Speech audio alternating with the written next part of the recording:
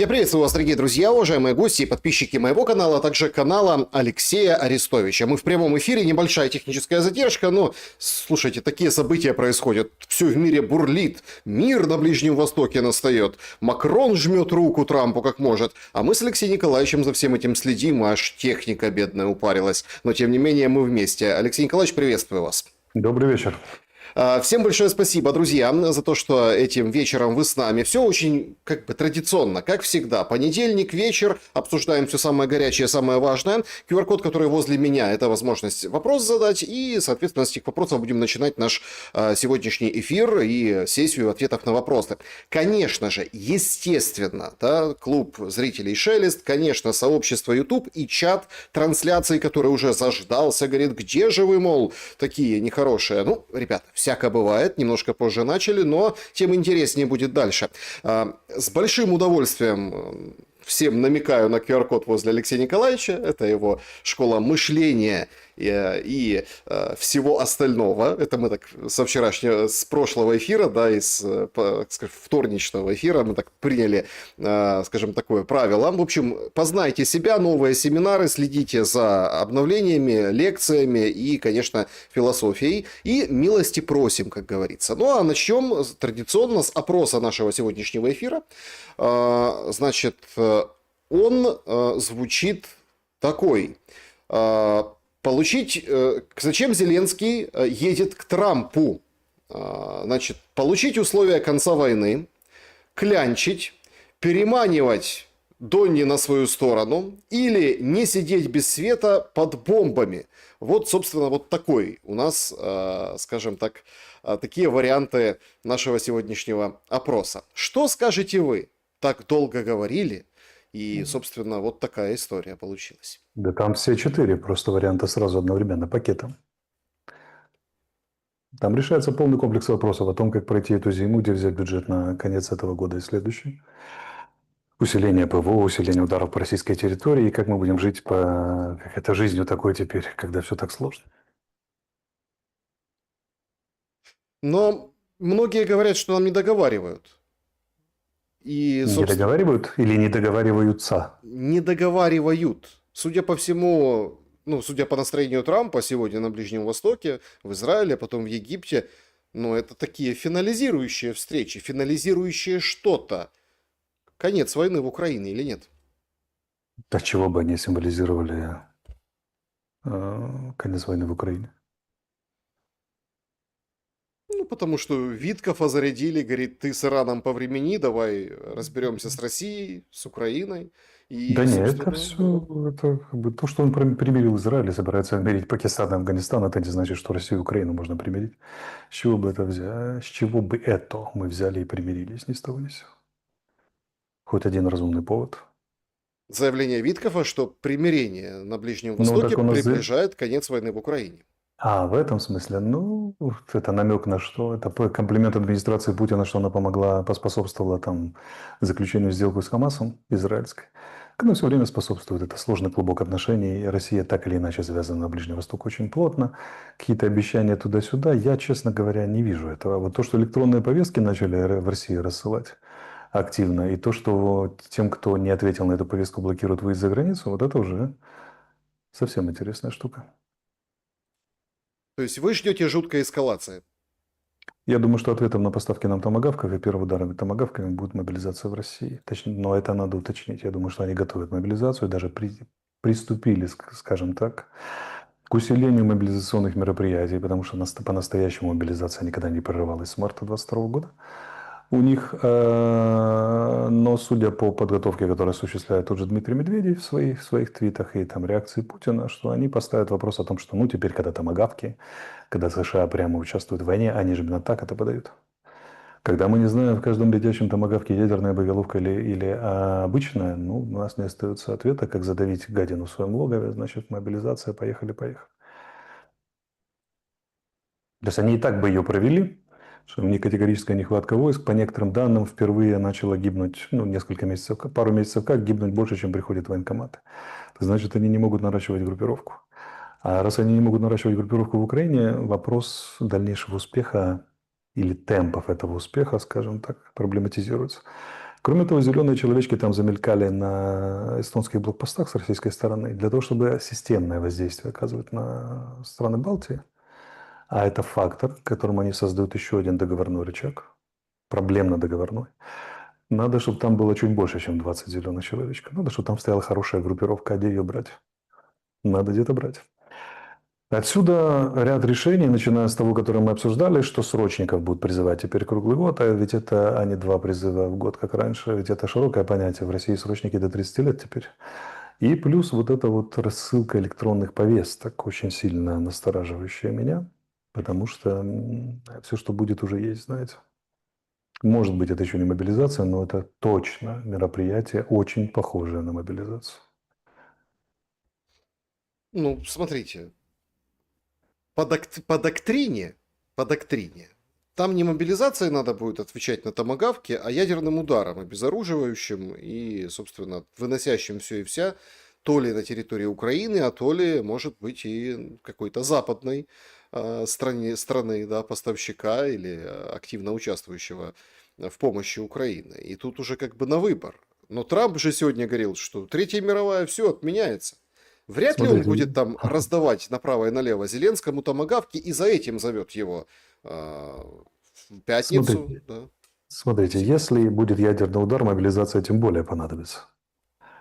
Потому что ядерная война, это нужно очень-очень много живой силы. Причем отменяются все там вот эти вот ограничения по мирному времени. Можно мобилизовать все, что движется, а все, что не движется, приводить в движение и мобилизовать.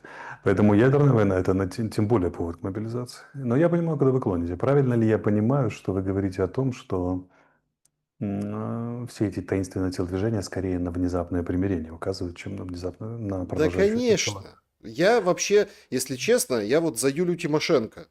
Впервые это признаюсь в Понимаю. прямом эфире, которая говорит, я вот что-то знаю, конец не за горами, потерпите, дорогенькие. Ну, перед этим Венеславский это говорил еще. Кто об этом только не говорил. Но я думаю, что сейчас любой может выйти и сказать, что да, к концу года все закончится. Но закончится или нет, я очень сильно сомневаюсь. Я не вижу ни одного повода и ни одной причины реальной, по которой можно было бы остановить войну сейчас.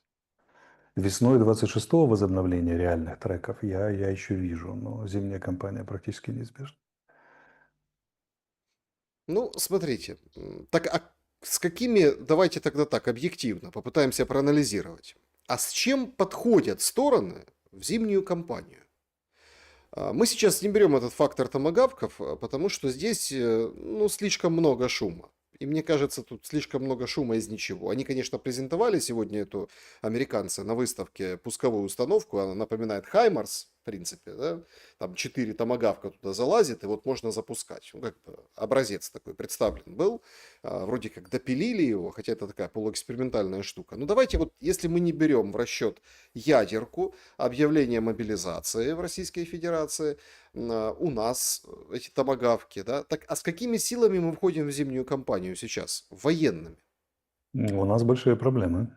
Сегодня был пост в Фейсбуке, что в ЗЗЧ начали уходить проверенные серьезные бойцы. Потому что даже они уже не выдерживают этой всей истории. Марьяна Безугла говорила, дала интервью о том, что в СЗЧ у нас отдельная армия, вторая армия, численностью там условно больше 200 тысяч человек и так далее. Бригады первой линии – это практически 20-25% комплектации, 30%. Они по законам даже военного времени считаются небоеготовы. То есть у нас держат отдельные участки фронта небоеготовые подразделения, которые технически на бумаге не могут считаться боеготовыми даже по рамкам военного времени, там не мирного, как бы, да, и так далее. Поэтому у нас конкретная проблема – это мобилизация, наличие живой силы на фронте в пехоте. Вот это центральная проблема Украины.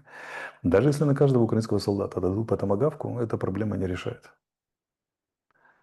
Это отдельный театр военных действий, точнее, отдельная сфера ведения боевых действий. И даже если она причинит огромные неприятности России, представим себе, что разрушены все российские НПЗ.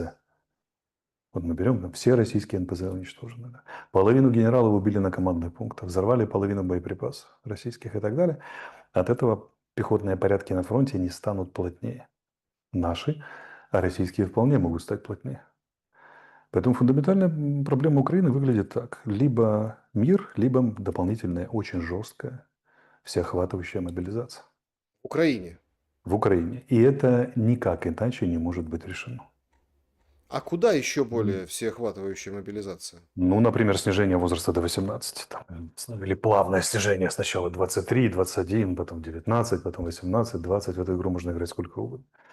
Уже же выступают некоторые у нас с предложениями создать юнармию 16-18 лет, из них готовить будущих бойцов, которые когда-то и так далее. Ну, так смеялись же над россиянами, смеялись же, которые там юнармию создают. Вот. Параллельную армию, да-да-да. Параллельную армию и так далее, и так далее. Это все нет хорошей жизни. Смотрите, это можно сколь угодно замалчивать, и в принципе, думаю, власти будут действовать по принципу, как они действуют с отопительным сезоном. Кабмин заявляет, отопительный сезон на месяц, на 15 дней переносится, 1 ноября начнется. И тут же на следующий день посмотрели общественную реакцию, заявляют о том, что нет, нет, все начнется вовремя, будет длиться так, как надо и так далее, и так далее. Хотя и к этому вопрос. Если так разносят энергетику и тепло, какой отопительный сезон вовремя? Формально он, конечно, может стартовать. Могу сказать, вот смотрите, вот 200 домов в районе у вас не отапливаются, но в соседнем районе 2 дома-то запитали. То есть он начался вовремя, отопительный сезон. Чего же вы так зря? Вот. Но дилемма выглядит именно так. Или мирное соглашение, или усиление мобилизации. Никакого другого выхода у Украины нет. Никакие томагавки, все томагавки мира, переданные сюда, и все запущенные по России, не решают проблему удержания линии фронта. То есть наземная часть кампании наиболее важная, на которой лежит 70% нагрузки в этой войне, и дальнейшие перспективы, в том числе ее политические перспективы, международные, это прежде всего наличие пехоты в первой линии, а также во второй линии, в третьей линии и так далее.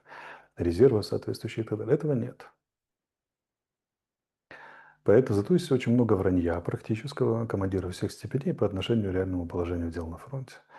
И сейчас идут со всех сторон, мы уже с вами обсуждали, усилились призывы о том, что давайте перестанем брать. И ну, такой коктейль не выживает обычно.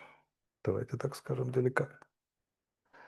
Поэтому, если они и будут идти на мобилизацию, будут они это делать по принципу плохо, мало, недостаточно, с оглядкой на электоральные перспективы, на возможность бунта и так далее. Третья возможность – это, кстати, возможность бунта. Чьего? Народного бунта против ужесточенной мобилизации и в сочетании со страданиями от техногенного кризиса, связанного с отсутствием электрики, отопления там, да, и канализации.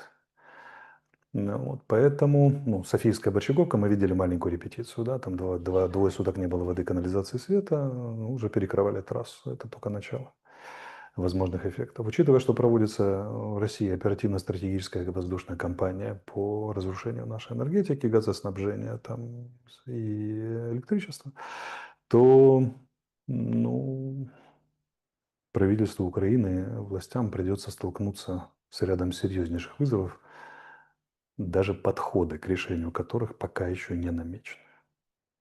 Например, нет чрезвычайного плана, не видно признаков перевода энергетики в чрезвычайное состояние. Вот, чрезвычайное положение. Нету ряда других мероприятий, например, там смена тех аспектов внутренней политики, которые наиболее мешают мобилизации.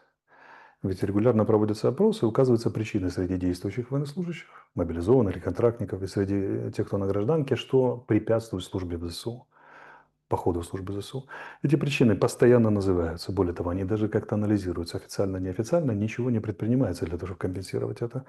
Из попыток усилить мобилизацию мы видели сейчас, сегодня это, ну, вообще за все 4 года, что мы видели? Мы видели попытку создать приложение, где можно переводиться, там рапорта посылать электронные, которые висит, не работает и точно не работает в смысле переводов, там решение каких-то проблем, это подача рапортов и работает скверно, неудовлетворительно по оценкам самих же военнослужащих.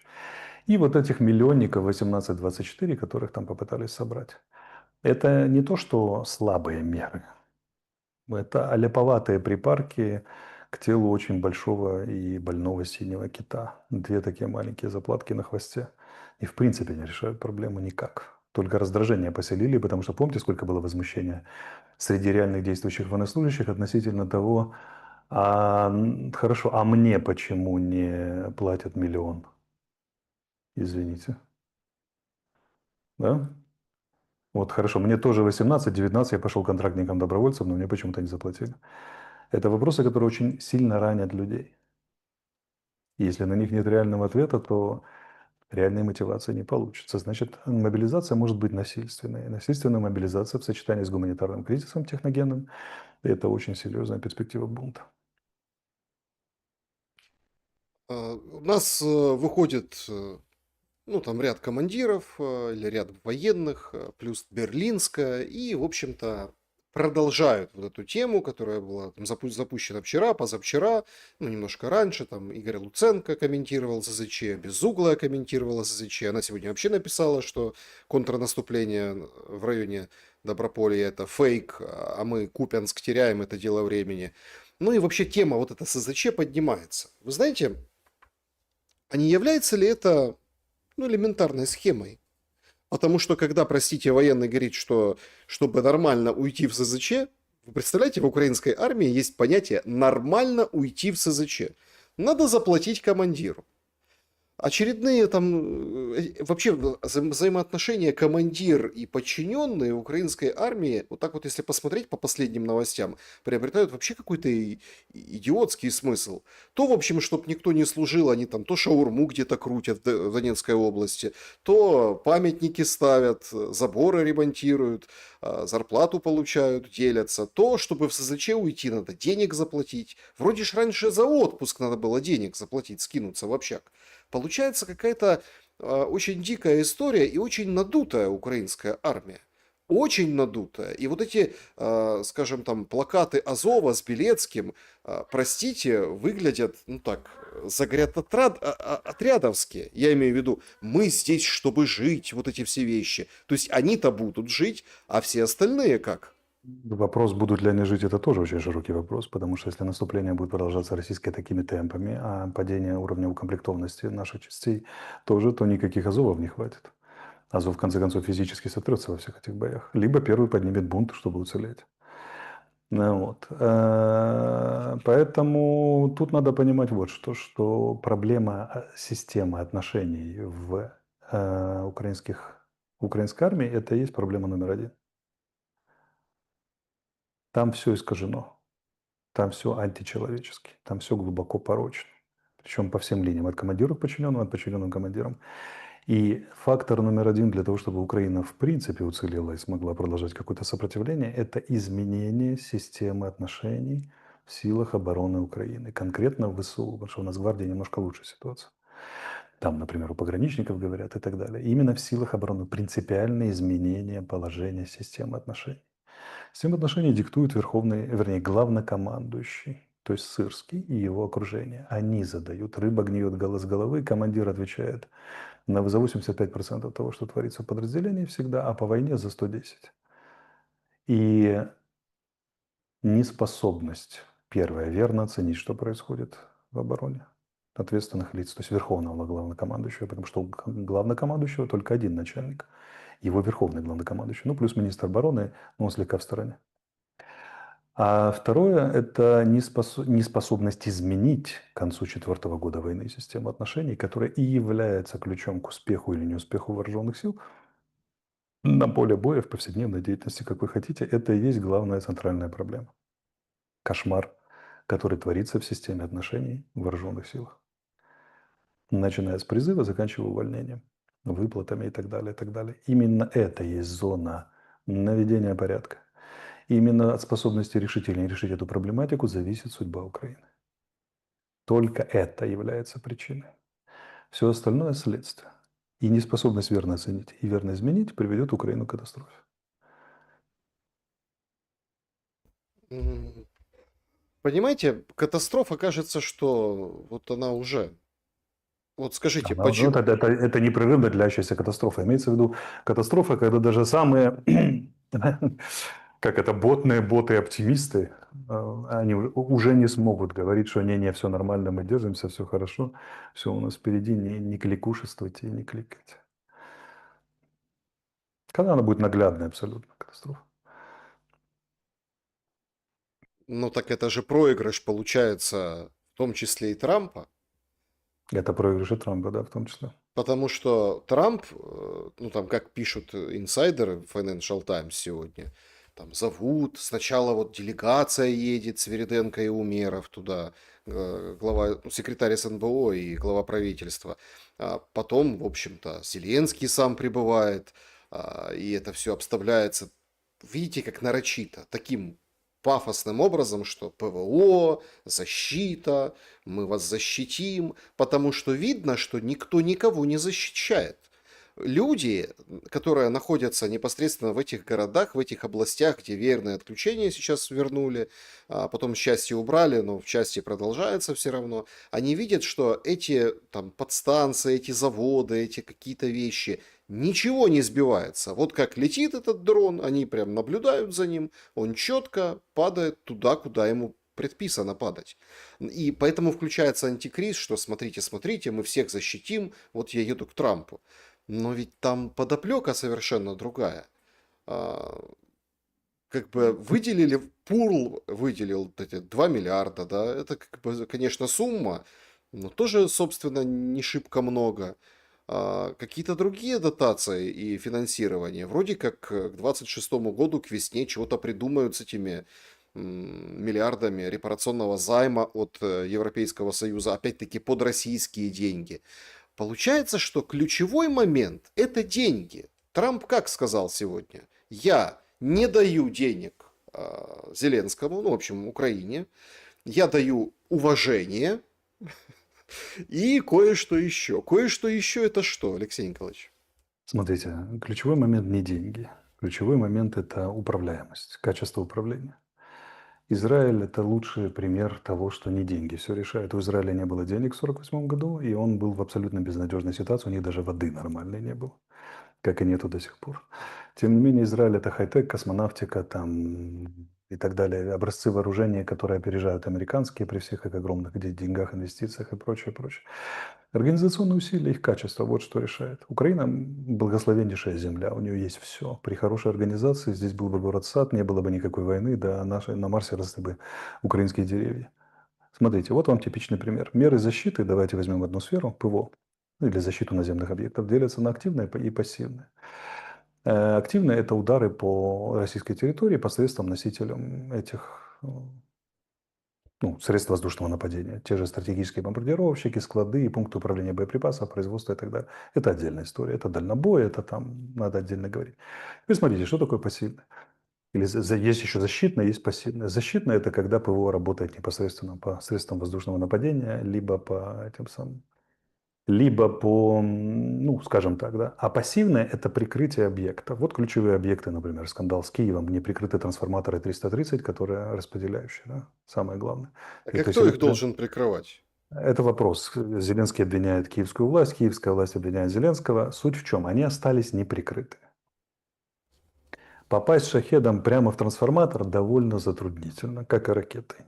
Они обычно попадают рядом. Трансформатор пробивают осколки и портят. Его можно было взять в железобетонную коробку.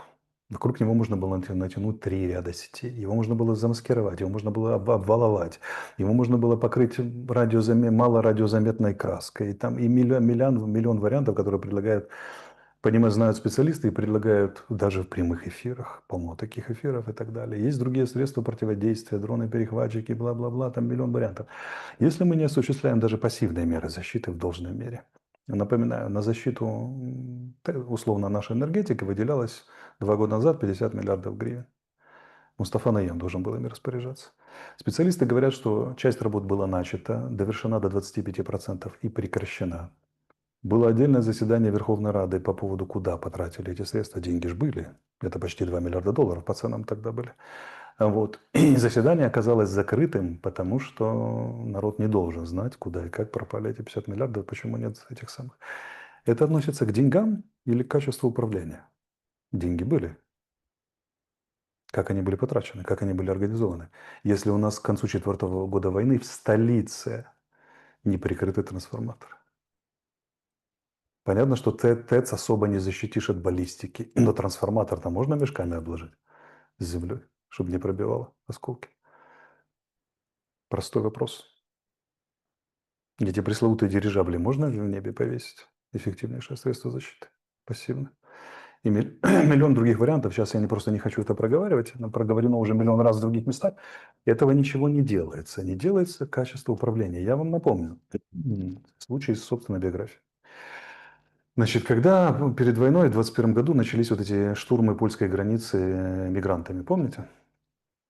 Ну, это как проблема, угроза, да. Да, я был советником офиса, там было совещание, приняли решение в сфере национальной безопасности, сидят силовики, было принято решение о том, что Украина-белорусскую границу должна быть затянута там разными видами колючей проволоки, или, скажем так, препятствий соответствующего рода. Принимается решение, что будут затягивать 8 километров в сутки, 32 километра за 4 дня. Значит, через 4 дня происходит совещание в офисе. Сидят там симпатичные генералы всякие. Погранслужба, Нацгвардия, военные, там, СБУ, полиция и так далее, и так далее. И тут выясняется, что натянули 8 километров за 4 дня вместо 32. То есть отставание от графика в 4 раза. В 4 раза. В это время уже было первое скопление российских войск на нашей границе, уже там наметилась встреча Путина и Байдена, уже была военная опасность, уже готовились к нападению, уже были все признаки и так далее. И ваш покорный слуга, деликатно моргая ни в чем не повинными зелеными глазами, говорит: а что так, друзья мои, кого наказали за то, что темпы не выдерживаются? Уважаемые генералы переглянулись, а потом подошел один ко мне, сочувствующий и симпатизирующий мне после совещания, и сказал: Алексей, ну так если их начать наказывать, они же вообще ничего делать не будут. И вот тут я понял, что Украина до сих пор... Тогда я еще понял, что если Украине суждено уцелеть, то это не иначе чудом Господним и прямым вмешательством Господа Бога, потому что иначе это объяснить нельзя. Понимаете, тут уже как бы наказывать поздно, кажется. Однако всегда есть мера вот этого окна Авертона. Вы так упомянули о Киеве, да, но это же, конечно, цирк. То, что происходит сейчас между Кличко и Ткаченко. Ткаченко, он вроде как военно-гражданской администрацией руководит, Кличко мэр. Ткаченко записывает какое-то такое видео в духе какого-то, не знаю, там, активиста Соросенка, обращение к Кличко. Хотя он же тоже наделен полномочиями, он тоже представитель он первый представитель власти. Он идет по этому новому мосту, который открывал, там 3 раза открывал Кличко, кучу денег в него вбухали, они прикрыли там условно ТЭЦ-5 и ТЭЦ-6. Идет четкий политический накат, четкий. Задача Зеленского просматривается абсолютно понятно, если мы безэмоционально и просто смотрим на то, что он делает. Он хочет забрать себе Киев полностью, то есть устранить мэра, убрать его и поставить там кого-то своего, того же Ткаченко, а может потом поменяется кто-то. Он хочет полностью убрать вообще там под плинтус загнать Труханова. Сегодня странная информация, вроде подтвердилась, потом не подтвердилась, и, в общем, видимо, идут торги. Но эти торги, вы представьте, насколько Труханова подгорела, насколько труханула Труханова, что он записал целое видеообращение, говорит, это фейк, у меня никогда не было российского паспорта, а комиссия, мол, если примет это решение, поведутся, это все вранье. Короче, идет рейдерский отжим Киева и Одессы, хлебных, больших и, собственно, тех городов, которые хотел Зеленский отжать, как только стал президентом, да, чтобы руководили его люди. И это делается в самый критический момент, эскалационный момент для, вообще во всей войне, вполне вероятно, да. Как это объяснить, какими задумками на будущее, как вам кажется? Смотрите, все очень просто. Если вы хотите понять офис, надо понять, что он действует всегда только по 3 причинам. Первая причина – это поиск бюджета. К этому целиком относится вся международная активность и все ужесточения а-ля гетманцев в украинской экономике. В том числе наезды на несчастных девочек онлифанщиц там и так далее, и так далее. Теперь вторая – это внутренняя политика. В первую очередь безопасность, отсутствие бунта, там, протестов крупных и так далее. В том числе поддержка мобилизации. И третье – это будущие выборы. Если вы через любую из этих пенсне посмотрите на любую ситуацию, вы очень быстро найдете ответ. Например, почему врут по поводу контрнаступления на Доброполье? Потому что нужно врать вовне, показывая успехи украинской армии, чтобы дали больше денег, что мы не безнадежны, что если нам дать денег, мы ого-го себя покажем. Хотя все в украинской армии знают, что это полное вранье про контрнаступление под Доброполем. Теперь почему борются с Трухановым и Кличко? Потому что только Одесса и только Киев способны обеспечить победу или поражение на любых выборах. Что парламентские, что президентские. Там живет такое количество избирателей, что эти два города оказываются решающим. В обоих этих городах мэры, законно избранные, мягко говоря, не являются поклонниками центральной власти. Значит, что нужно поломать, причем, заметьте, через внесудебную расправу, потому что такое лишение украинского гражданства? Это, кстати, очень интересно нам с вами вдвоем под санкциями порассуждать, что это. Да, это внесудебная попытка внесудебной расправы, причем он далеко не первый человек, которого обвиняют в наличии российского паспорта, у которого этого паспорта по прежним людям не нашлось и так далее. Были даже судебные прецеденты в Украине такие. Поэтому, я далеко не симпатик Труханова, я вообще его лично не знаю. Но как человек, находящийся под санкциями, я вступаюсь за него, будь он даже трижды российский гражданин, потому что с точки зрения украинского законодательства, при наличии украинского паспорта, это попытка расправы над законно избранным мэром города. Попытка сломать его через колено. А теперь давайте посмотрим на эту ситуацию. Момент критический. Гуманитарная катастрофа и в Одессе, и в Киеве, да и в других городах может быть такая, что оттуда сотнями тысяч побегут люди. Они вообще станут нежилыми. Никто не думает об судьбе этих людей, или, по крайней мере, не думает о судьбе этих людей в первую очередь. Пока Зеленский разбирается с Кличко и Трухановым, трансформаторы в Киеве и в Одессе не обложены даже мешками. Это 1,5 часа земляных работ. Понимаете, да? Пустяк. К концу 4-й год войны. Теперь вопрос о приоритетах. Это вообще очень сильно стиль Зеленского. Смотрите, как он управлял и управляет всегда. Он говорит, это зона ответственности X, X мне доложит. Если X не сделал, X плохой, мы X снимем. А я тут ни при чем. Президент не отвечает за обкладку трансформаторов. Он говорит, у меня есть свои обязанности, я их честно выполняю. Я руковожу теми, кто обкладывает трансформаторами. Проблема в том, что он не понимает, что так не работает.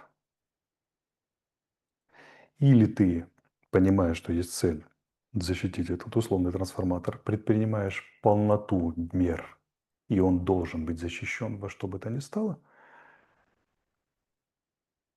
Или ты говоришь, я тогда умываю руки. То есть Зеленский в вечной позиции Понтия Пилата.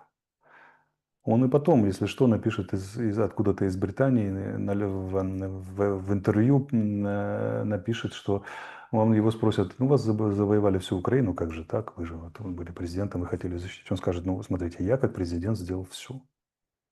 Это там всякие Клички, там Ткаченки и Трухановы упустили, и Сырские, а я-то старался. Я-то все свои обязанности честно выполнял. Так не работает. Работает только одним способом. Если трансформатор должен быть обложен мешками с песком, он должен быть обложен мешками с песком. Ну, Хоть лично. Кличко Да. красиво же ответил. Я что, виноват, Да. что по всей стране рвутся трансформаторы? Смотрите, даже если ты лично идешь и как президент набираешь лопатой песочек туда и обкладываешь. Потому что сейчас не время выяснять, у кого какие полномочия. Время обкладывать трансформаторы мешками. Вот и все. Смотрите, никаких объяснений не существует, никаких так попыток понять глубину глубин и так далее, и так далее. Трансформатор либо обложен, либо не обложен. Если у тебя Ткаченко спорит с Кличко, они не могут выяснить, да, кто обкладывает, сделай так, чтобы Ткаченко лично взял мешки, лично насыпал песочек и неделю обкладывал все трансформаторы песочком, красил их там, чтобы мешочки белые не были и не наводили. И так далее, не помогали наводиться на них. Вот и все. Он не может обеспечить, пусть лично накладывает. А ты лично стой над ним со свистком и контролируй. Можно Андрея Борисовича попросить, он большой и сильный, выглядит устрашающе, даже Ткаченко может испугаться. И начать копать в 2 раза быстрее. Все. Это единственное, что нужно сделать. Смотрите, все всегда предельно просто. Трансформатор либо обложен, либо не обложен. Он не обложен. Киевляне без воды, без света, без канализации во многих местах. Это первый удар. Таких ударов будет еще очень много. Первый удар на то, чтобы погасить Киев и другие города. Только начало кампании. Их будет очень много в ближайшее время. Будет последовательная цепь ударов. Киев вполне может стать физически нежилым в ближайшее время. Для всех, кто живет в Киеве. Или для большей части. Они так и будут спорить. И Одесса, и Днепр, и Львов, и все, что хочешь. Они так и будут спорить, кто же должен был обложить мешок с песками, сколько на этом можно было стырить деньги, но результат всегда один. Трансформатор не обложен мешками с песком. А абсолютно все равно, кто был прав, кто виноват. Он просто не обложен, а должен быть обложен. Значит, ты должен найти форму и способы действия такие, чтобы надо лично ехать к Кличко. Тогда, говорит Виталик, все дрязги потом. Нам Поздно надо, уже для этого. да, еще не поздно. Все дрязги потом, нам надо решить проблему. Давай тогда что делаем? Мы вдвоем едем, ты держишь мешок, а я копаю. Потом я копаю, ты держишь мешок, и вдвоем обкладываем, и народ видит, что президент и мэр вместе работают на то, чтобы что? У киевлян были защищены трансформаторы, не только киевлян. Потом едет в Одессу наш храбрый президент и говорит: Гена, я держу мешок, ты копаешь. Ты держишь мешок, я копаю, а одесские трансформаторы должны быть обложены этим самым, этим самым. Только так это работает. Они либо обложены, либо не обложены. Никаких других вариантов, никаких других оправданий. В это время вся эта ситуация используется для того, чтобы перехватить электоральные перспективы на будущих выборах. Теперь скажите, о чем они думают? О победе в войне, о том, чтобы люди уцелели, или о том, чтобы выборы выиграть следующие? Получить еще больше власти, еще больше потоков, еще больше сконцентрировать все в одних руках. У меня вопрос, а зачем вам власть, да еще предельно концентрированная, с устранением мэров от обязанностей и так далее, если вы ей распорядиться не можете? Вот у вас есть власть, а мешки все равно, а трансформаторы все равно не обложены мешочком. Вот вы сконцентрировали власть, сконцентрируйте еще больше. Мы можем прогласить абсолютную монархию. Вы думаете, от этого мешки, вернее, трансформаторы будут обложены мешками? Нет. Они не умеют этой властью пользоваться физически. Алексей Николаевич, ну тут же страшные цифры показывают социологи в последнее время. 36% вообще как бы не хотят, чтобы там ни Порошенко, ни Зеленский, но не брали эти две фигуры, потому что бывшие президенты вообще, чтобы шли в политику. Причем там это манипулятивно еще звучит от КМИСа, да, что это вроде как украинцы, смотрите какие, большинство не хочет политических преследований в будущем, хотя 36% хотят. Ребята, проваливайте.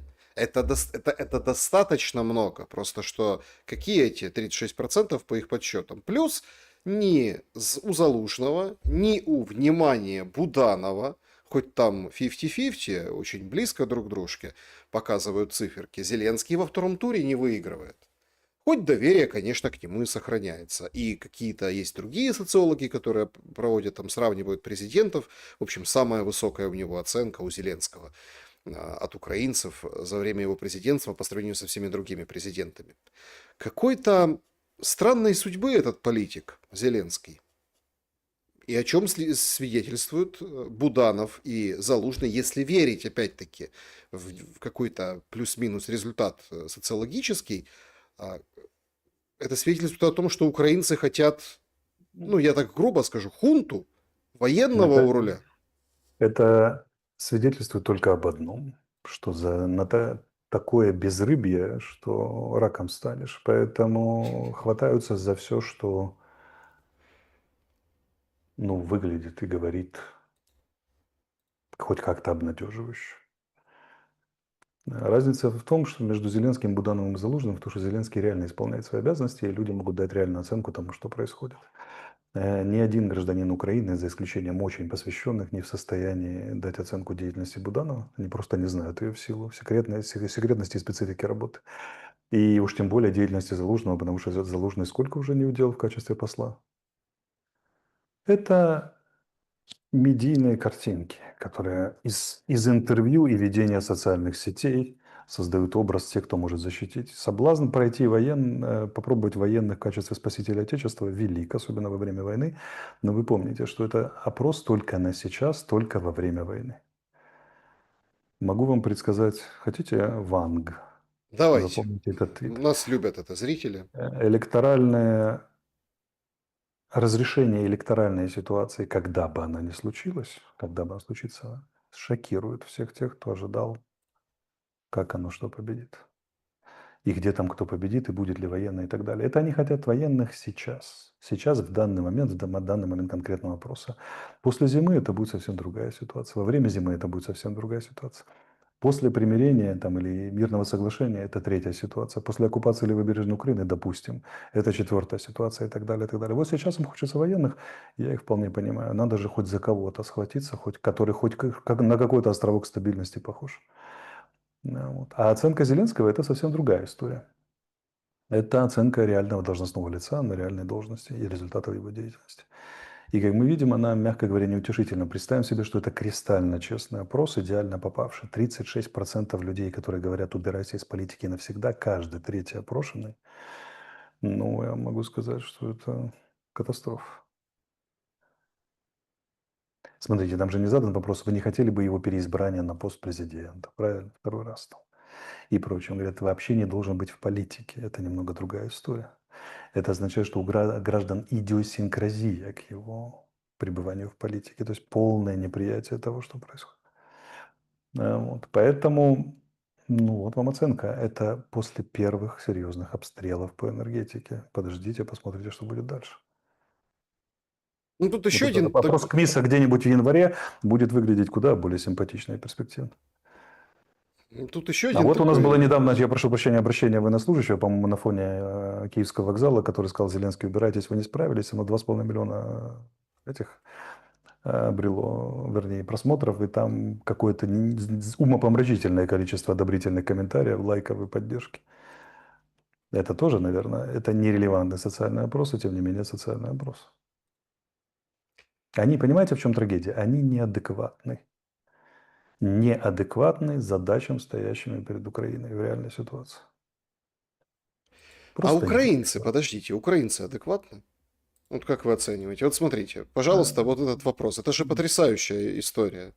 Ну, скажем, в опроснике вот этот лучший президент там, Украины, общества, да, вот. Значит, 22 процентов украинцев назвали себя бедными, 3,5 считают нищими, большинство, 72,4, оценили благосостояние как среднее. При этом тут же тоже очень интересный момент. Как бы тут накладывается такая специфическая история, когда уточняющий вопрос, а сколько денег, то, в общем, оказываются нищие все, даже которые себя нищими не считают. И вдогонку, 2% считают себя гражданами СССР, 2% гражданами Европы, там почти 4% гражданами мира, 4, почти 5% коммунистами. И вот многие не разбираются, да, кто ты, левый, правый, там, коммунист, еще кто-то. И, короче, мод даже националистами, и где-то там 17%, то есть победитель этого, их вот этого пула, это они националисты. Так освежите свою, скажем так, националистичность с уровнем жизни, кем вы себя считаете и кем являетесь на самом деле. Это у нас социология не может. Вот эти граждане так мыслить не могут. Граждане в этой ситуации, когда они раздавлены ужасом того, что происходит, и отсутствием всяческих перспектив, точнее перспектив только на ухудшение, они хватаются за соломинку. Они доведены до состояния, когда они не могут рассуждать логически, связывать сложные вещи. Для этого нужно иметь подготовку, желание, силы. У них нет ни того, ни другого, ни третьего. У них есть только ужас. Представьте себе, что реально думает гражданин. Даже, вот, например, одинокий мужчина средних лет, когда в его квартире не будет света, воды и канализации. А что думает мама двоих детей? А что думают дети престарелых родителей? Поэтому от людей ждать логической реакции сейчас не приходится. У них только эмоциональная реакция. Хвататься за то, что кажется хоть каким-то островком, и ненавидеть тех, кто предлагает какую-то логику и рассуждение. Мы с вами тому блестящий пример. Мы призываем к логике, они говорят, пошли нахер со своей логикой, дайте хоть грамм надежды, хоть иллюзию. Они готовы очень дорого платить за иллюзию, за схватиться и держаться от сказки, которая это сам... Ну, выходит Буданов, который в своей неподражаемой манере говорит, все будет хорошо, мы победим, враг будет разбит, все, забудьте. У Буданова рейтинг растет. Выходит Залужный, говорит, сетицентричная война требует от нас особых решений, мы эти решения предоставим. Враг, конечно, коварен, но мы будем что? очень сильно бороться, соответствовать и так далее. Боже, вот спаситель. Вы можете мне объяснить, Как почему бы, украинский народ видит за некое спасение, когда воевать придется еще лет 10, когда, собственно, ничего не закончится ни завтра, ни послезавтра, вообще никогда не закончится. Откуда, в чем здесь духоподъемность положения украинца? потому что их напугали перспективы. Им же говорят, что когда вы проиграете, будет буча размером со всю страну, вас всех поубивают. Все.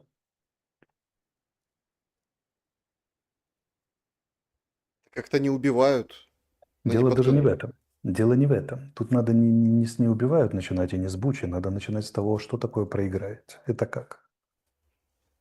А что такое проиграете? Это как? Смотрите, здесь же тоже подрыв эмоциональной связи, эксплуатация ран, священной раны народа. Война подается только как либо победа, либо безоговорочная капитуляция. Все, кто рассуждает по промежуточных вариантах, объявляются врагами Отечества, и против них начинается, как против вселенского зла, информационная кампания. Мы с вами лучшее доказательство этого. Напоминаю, что есть исследование, что после 1945 года безоговорочной капитуляцией закончилось, может, 3 войны из тех, там, условно, сотен, которые произошли. Война вообще, нормальное истечение войны – это некий мирный договор по малопонятным результатам для обеих сторон. Так заканчивается 99 войн из 100. Да вот Газа не даст соврать. Газа Газа не не даст доставать. соврать. Черти что, и сбоку бантик. Но у всех праздник Да, радости, ликования. Это же тоже, извините, что прервал, да. это же тоже подтекст какой сумасшедший. Это для понимания политики, для того, чтобы анализировать. Значит, саммит мира в Египте, приезжает Трамп. Он со всеми там в формате вот этого как это, Light Night Show, общается с этими лидерами. О, Макрон, ты тут, тягается с ним вот это на руках, да, там, Эрдоган подкалывает Мелани, Макрон и с теми, и со всеми, и там Алиев какой предстал. И вот это все у них, понимаете, у них сходка, у них симпозиум, им хорошо. Они мир подписывают мирное соглашение все, кроме Израиля и Хамас. Израиль и Хамас тихонечко так обвиняют друг друга в недочетах. Перед вторым этапом этих соглашений вообще непонятно, что будет, потому что официально-то война закончилась, а как будут соглашения идти? Это такой, как вот вы, как участник переговорной группы в Минске, не дадите соврать. Там будет очень серьезный такой накал страстей, и задача просто Трампа прийти, все заморозить, объявить о победе и уйти. А внутри куча противоречий, начиная от того, кто вообще за людях позаботится и все остальное. Но цинизм какой. Нетаньяху не приезжает в Египет хотя бы просто поприсутствовать. Там не надо было его подписи. Там хватает Катара, Турции, Египта, Америки. А, Он не приезжает, потому что Эрдоган летит в самолете и говорит, если будет Нетаньяху, я разворачиваю самолет. Прям на полном серьезе. Он сделал 2 круга над Шарм-эль-Шейхом. Что-то там на какой-то военной базе бомбануло, когда Трамп прилетал. Эрдоган полетал. Официально сказали, Нетаньяху не будет. Говорит, хорошо. И вот там у них милая встреча. Это похабный мир. И такой же похабности, а то еще и большей похабности ждет мир Украину. Извините, что прервал. 99%, 99%, 99 войн из 100 заканчиваются подобным похабным, абсолютно непонятным и никому не удовлетворяющим миром. Это норма для войны. Теперь смотрите, что внушают украинцы.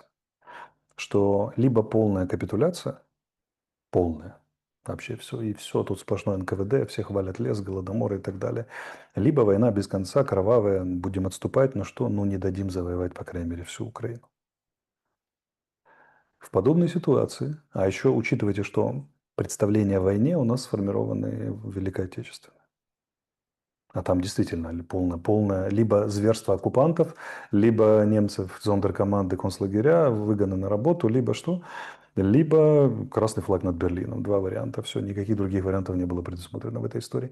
И людям из-под этого вала оголтелой пропаганды выбраться и всерьез заявить какую-то иную точку зрения, особенно когда они видят, что делают с теми, кто эту точку зрения заявляет, ну, практически нереально. Смотрите, в чем парадокс ситуации? Мы с вами не говорим ничего, о чем бы не говорил каждый украинец на своих кухнях. Но перепуганные украинцы, создана атмосфера в стране такая, выбегая, говоря это самое, и гораздо более худшие вещи, говоря на своих кухнях, и соглашаясь с нами, со мной и вами, выбегая в соцсети, немедленно должны засвидетельствовать, какие плохие Шелест и Арестович, потому что надо, чтобы никто, не дай бог, не подумал, что они на кухнях говорят что-то такое же.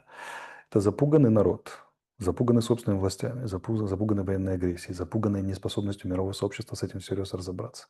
Ждать от них разумности в этой ситуации было бы очень напрасно. Здесь вся ответственность лежит на властях. Давайте тогда я задам вопрос, я считаю, ключевой в этой политической тематике, да? Тогда давайте будем откровенны, что следующего президента Украине должны назначить, потому что выберут бог весть кого, и вообще это как бы, а то, что будет называться выборами, не пройдет никакой тест на адекватность. Ну, скажем так, назначить я бы не стал говорить. Я скажу так, что роль тех партнеров, которые будут давать деньги послевоенной Украине, или те, которые давали деньги, будут определяющие. Определяющие. По той простой причине, что, ну, во-первых, деньги, за что мы вам давали те самые 350 миллиардов, о которых говорит Трамп. А во-вторых, мы и дальше вам будем давать 350 миллиардов. Вы что, думаете, что мы просто так позволим вам распоряжаться? Вы только даем, а вы живете как хотите? Так не бывает в политике. Поэтому их роль будет определяющая. Я к чему говорю, что военные, которые надеются, что они там сильно победят на выборах, или националисты, их ждет море разочарования в этом вопросе. Ни Европа, ни Штаты это все оплачивать не будут. Поэтому, ну, они будут влиять, конечно, определяющим образом. И фигура будущего президента, как и всего контура власти, это будет, мягко говоря, под очень большим влиянием одновременно Брюсселя, Москвы, Вашингтона и, скорее всего, даже и Пекина в этот раз. Так или иначе.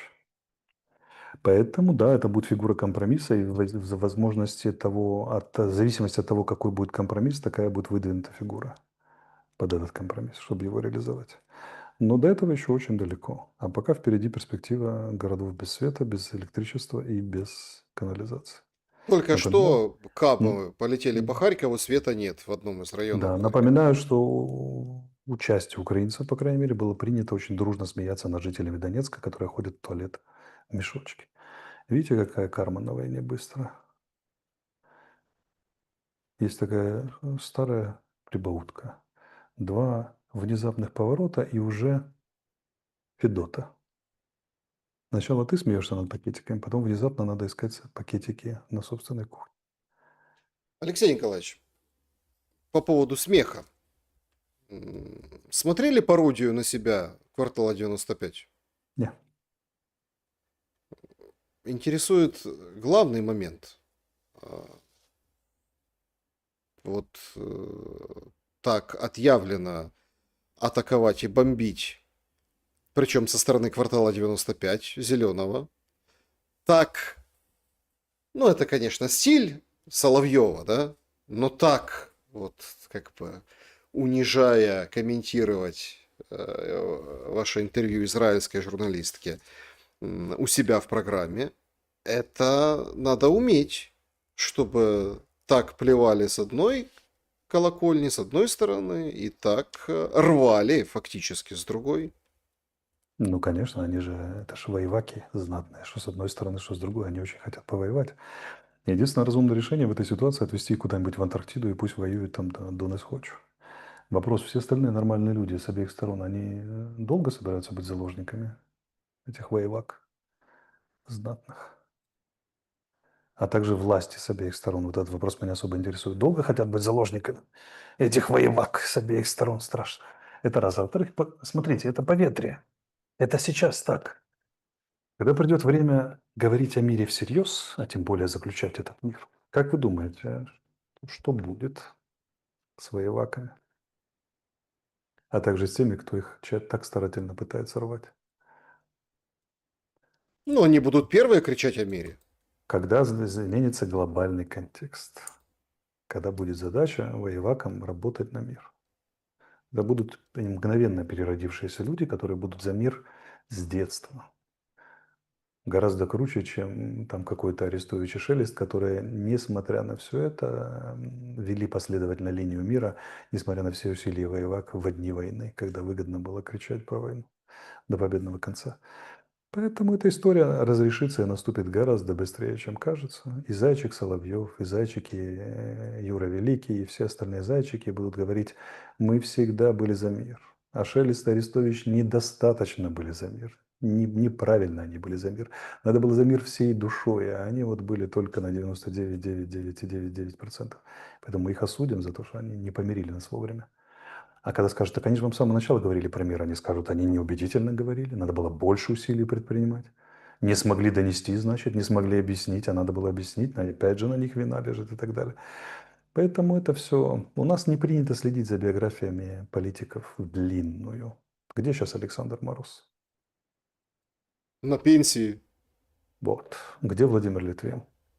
Там же. Когда, когда-то это были суперфигуры, политические тяжеловесы и так далее, и так далее. Поэтому это все очень проходящие вещи, тем более в Украине. Это все так подул ветер и нету. Нету ни рейтингов, ни Будановых, ни Залужных, ни Морозов, ни там, ни так далее, и так далее, и так далее. И все это произойдет гораздо быстрее, чем ожидают эти воеваки сейчас. Что установка глобальная все равно на мир. Несмотря на все эти разговоры про войну в Европе, там то, все, 5, 10, глобальная установка на Западе на мир. И он будет добиваться этого мира всеми возможными силами. Даже Европа, которая бдительно говорит, что мы готовимся к войне, она готовится к войне только для того, чтобы война никогда не произошла. Чтобы был мир. Китай за мир. Все на самом деле за мир. И они будут предпринимать усилия этого мира. И этот мир однажды наступит в Украине. Однажды. И вот тогда все сменится радикально. Ну, а как это? Ну что, не хватит разве терпения? Хватит. Спокойно подождем. Ну, главное, чтобы все выжили и все дожили до этого мира. Это А ведь... выживут не все, потому что воеваки делают все, чтобы выжили не все. Значит, один эпизод я хочу, чтобы прокомментировали и пойдем ко фронту, потому что люди очень ждут в формате Мгм. военного дневника обзора по направлениям. Там интересное Мгм. событие происходит, и не без Мгм. этого. Пройдет наш сегодняшний эфир. Алексей Николаевич, сегодня Трамп, как бы выступая в Кнессете, говорит, Иран в сторону, в общем, займемся Россией, займемся вот этой войной, мы заставим их, в общем, прекратить войну. Но что я хочу, чтобы вы прокомментировали? Уиткофа. Он так к нему и обращается, Витков, и рассказывает. Я там отправляю Виткофа, звоню через час. Они говорят, через 2, через 3, через 5 часов говорили. А Витков говорит, очень интересный разговор, касающихся, понятно, сути и других моментов. Продуктивно все. Россия, смотрите, это же тоже надо уметь. России не нравится, что происходит вот этот триумф Трампа на Ближнем Востоке. Она все равно говорит, без палестинского государства не обойдется. Это официально, тихонько так вот, ну так спокойно, ну, без надрыва, говорит Лавров. Этого мнения придерживаются многие на вот этом условном глобальном юге. Это прямо противоречит Нетаньяху, и Палестины не будет. Американцы с израильтянами не дадут в том виде, в котором это все выписано. Но все равно этот тренд, вот они все равно, они дают Трампу победить. Премии египтяне, израильтяне ему учреждают. Трамп триумфатор. Он признается в любви жене. Он говорит, Витков какой хороший. Но тут возникает главный момент.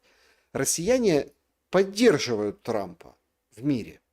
Россияне, и конкретно Кирилл Дмитриев, который каждый раз перед Путиным общается с Виткофом, говорит, Витков на коне. Это триумф Виткофа. А его же буквально 1,5 недели назад списывали, говорили, пошел вон. Его чуть ли там не выгоняют. Келлог будет рулить Украиной. И четко на этой сегодняшней кнессетовской речи Витков будет заниматься миром. Это прозвучало. Говорит, ты не против, не Иран, а Украина. Что вы думаете по поводу перспектив этого мира и каким он может быть, если за него возьмется Витков? Смотрите, значит, во-первых, Витков и Келлог очень похоже играют роль доброго и злого полицейского. Витков злой, а Келлог добрый по отношению к Украине. Это стандартная такая схема развода в хорошем смысле этого слова. Во-вторых, не Витков решает, решает Трамп. Витков может съездить, привести какие-то предложения, обсудить, поехать снова, ответное предложение отвести и так далее. Да, он не вполне беспомощная фигура, потому что от позиции переговорщика зависит очень много, иногда даже слишком много, но финальное решение лидеры государств принимают в ответ на эти самые. Поэтому что Витков, установивший мир, это не работает. Трамп, установивший мир, я это еще верю. Точнее, даже так, Трамп с Путиным. Но повторим фразу, которую не один я повторяю у вас в эфирах. А какие реальные поводы для примирения? Причины вот какие сейчас? Ну, Я не если, вижу. если не будет, будет катастрофа, это главная Вот причина. для нас катастрофа понятна, для россиянам зачем мириться? Вы хотели перейти к фронту, на фронте они успешны крайне. Смотрите, Трамп говорит: Иран, я сниму с тебя санкции. Как вы думаете, что он говорил Путину в Анкоридже? Ну, сниму с тебя санкции, безусловно. Но Путину уж проблема не в санкциях. Путин, который на саммите ШОС стоит с Моди и с Инди, с Си Цзиньпинем, всегда переживет санкции. Всегда. Опять же, по принципу «папа, я что, буду меньше...» Как это русский народ спрашивает российский: «Папа, я буду... Ты тебе будешь меньше пить?» Нет, ты будешь меньше есть. Все как обычно. Поэтому ну, надо понимать, россияне, они вполне способны затянуть пояса, перейти на продуктовые карточки, но хотеть победить в войне до конца. Это же россияне. Вот, по крайней мере, значительная часть их, она такая. И, опять же, Путину. Ну, вот сейчас он стал по линии фронта, допустим, что он предъявит российскому народу в качестве Как что много, результата войны? ну Что много, именно? внутреннее море, новые территории, которые нужно восстанавливать, приводить до ума, чем они и Безусловно, но занимаются. он даже Луганскую область еще не освободил, 0,26 или 0,16% за Украиной ее, а Донецкая речь еще не идет. То есть ты затеял огромную четырехлетнюю войну и даже не спас так называемый ДНР, ЛНР и там наших людей в Донецке и Луганске от обстрелов украинцев. Даже воду в Донецк не обеспечил. А для этого нужно взять канал и полностью восстановить водоснабжение, провести работу, да еще в безопасном режиме. Это целый комплекс проблем, который он не может зафиксировать как выгодный для себя результат или сколь-нибудь значимый для себя результат, особенно на фоне потерь. И отмена санкций – это только часть возможной победы. Да, это часть сделки, безусловно, они ее требуют, но Путин, который постоянно подчеркивает, что санкции пошли на пользу России, не может потом перевернуться и сказать: слава богу, с нас сняли санкции, потому что они, видите ли, были обидны, оскорбительны, либо действенно эффективны. Не может. Или санкции ничего не значат, тогда ты не можешь, если санкции ничего не значат, ты не можешь выдать, и даже более того, идут на пользу, ты не можешь снятие санкций выдать как фактор победы, там даже один из факторов. В этом проблема. Кроме того, российские войска на фронте успешно наступают, сразу на нескольких направлениях. Да, давайте перейдем к Успешно. фронту. Мгм. Темпы наступления увеличиваются. Возникает вопрос: а чего им останавливаться? С чего бы это вдруг?